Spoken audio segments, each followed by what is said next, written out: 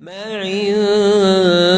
عندكم ينفد هغه څه چې تاسو سره دي ختمیږي به وما عند الله باق او هغه څه چې د الله سره دي باقي دي.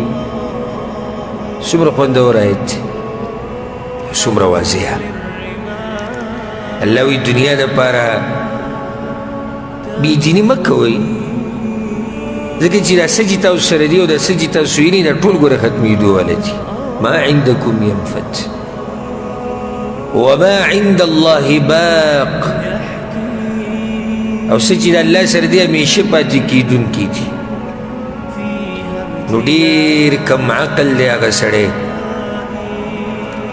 چې خرڅ کړي هغه باقي پاتې کېدونکي په هغه شي باندې چې هغه ختمېدونکی دی.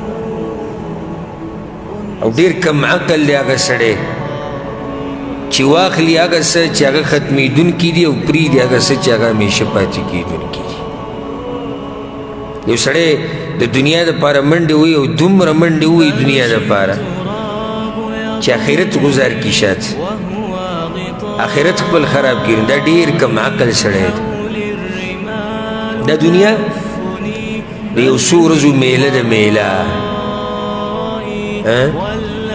دا د یو څو ورځو میله ده او سبا یا بل سبا په ما باندې او یا په تا باندې به د خاورو ډېرې ولاړې. ولې بیا هغه څه پرېږدئ چې هغه پاتې کېدونکي دي. دا هغه څه دپاره چې هغه ختمېدونکي دا بدن دا چې ته خیال ساتي او ستړی کېږي نه د الله په بندګۍ کې.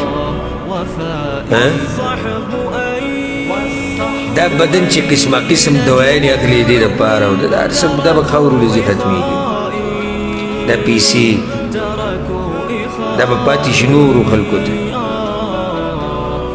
دا شهرت دا کور دا جیداد دا مزدوري دا ویزه دا هر څه به ختم شي هر څه ختمېږي. وما عند الله باق او څه چې د الله سره دي نو هغه همیشه پاتې کېدونکي دي.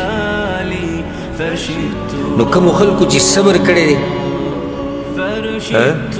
صبر د څه نه د دنیا نه ځان صبر کړی او د ځان نه بچی د آخرت جوړ کړی. لکه علي بن ابي طالب رضی الله عنه وی کنه وی د آخرت هم بچی شتي او د دنیا هم بچی شتي. فکونوا من ابناء الاخره. تاسو د ځان نه د آخرت بچی جوړ کړئ. د ځان نه چې د آخرت بچی جوړئ نو صبر به کوئ ډېر صبر به کوئ لږ نه ورب الکعبه ډېر زیات صبر به کوئ. د دنیا حدیث کې راځي چې حلوة خضره دا دنیا خوږم ده او تکه شنم ده. الله پیدا کړي دي چې ولې الله دا دنیا خوږه پیدا کړې ده ولې تکه شنه پیدا کړې ده. خونې خوږ دی منظر یې تک شین دی. د الله دې دپاره داسې پیدا کړې ده چې دا امتحان دی. ډېره خوږه ده د دنیا ډېره بې انتها خوږه ده.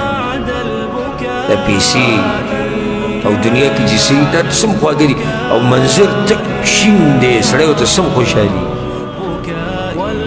نو د دې دنیا نه ځان صبرول دا ډېر ګران کار دی ډېر ګران. نو ځکه الله وایي ولنجزین الذین صبروا اجرهم او خامخا بدله به ورکو هغه کسانو ته چې صبر یې کړی دی دا اجر د هغوی باحسن ما كانوا يعملون په بدله د ښایسته هغه عملونو کې چې دوی کول. صابرانو له به الله ښایسته اجر ورکوي په بدله د اعمالو کې کوم چې دوی کړي دي.